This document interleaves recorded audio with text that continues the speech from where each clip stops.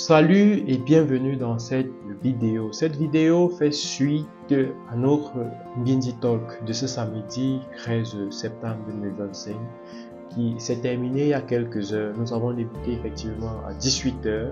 De l'autre côté, nous avons comme intervenant principal M. Abdul Nasser depuis l'Allemagne qui a partagé avec nous son expérience avec l'intelligence artificielle. Je vous fais tout de suite dans le résumé ou l'économie de ce qui s'est dit pendant cet échange.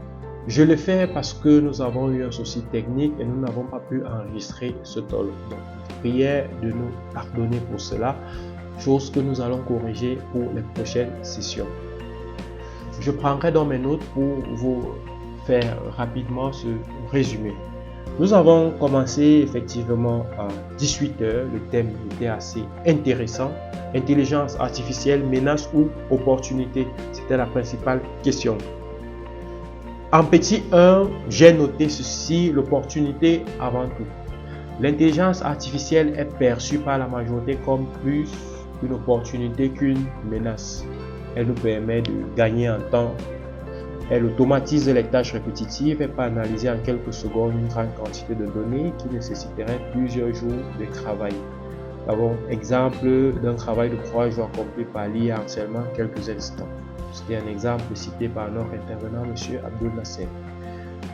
2. Les risques et les limites. Mais nous avons aussi pointé les zones de vigilance, et notamment la dépendance excessive à la machine. Laisser tout faire pour nous est dangereux. Les questions de confidentialité, la protection et l'utilisation de nos données restent un vrai défi, un vrai challenge. L'ignorance. Beaucoup de menaces viennent surtout d'un mauvais usage ou d'un manque de formation ou d'information sur comment fonctionnent les intelligences artificielles. En petit croix, le rôle de l'humain face à l'intelligence artificielle. L'intelligence artificielle ne doit pas être vue comme un remplaçant de l'humain, mais plutôt comme un outil puissant parce que elle nous permet de gagner en temps, elle nous assiste, mais la responsabilité du résultat repose toujours sur nous. C'est nous qui décidons sur le résultat, ce que nous en faisons. Donc, il est important de toujours relire, vérifier les sources. 4. Les solutions. Les solutions aux différentes menaces sus-évoquées. Nous avons convenu qu'il est préférable de former les jeunes à utiliser l'intelligence artificielle. Développer les compétences critiques pour vérifier et corriger ses résultats. Ne pas tout accepter sans vérifier. Même une vérité concrète à ce qui est universel, nous l'acceptons parce que c'est l'intelligence artificielle.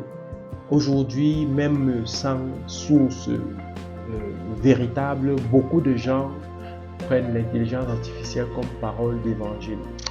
Et en conclusion, donc, on s'est dit, l'intelligence artificielle est un outil extraordinaire, mais qui doit rester sous le contrôle humain.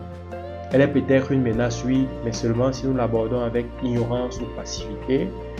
Avec la bonne approche, elle devient un levier d'émancipation, d'efficacité et d'innovation pour la jeunesse. Donc, nous remercions donc tous ceux qui ont participé à cet échange. Nous remercions M. Abdul Nasser pour sa disponibilité, malgré son emploi du temps très chargé. Nous en sommes très reconnaissants.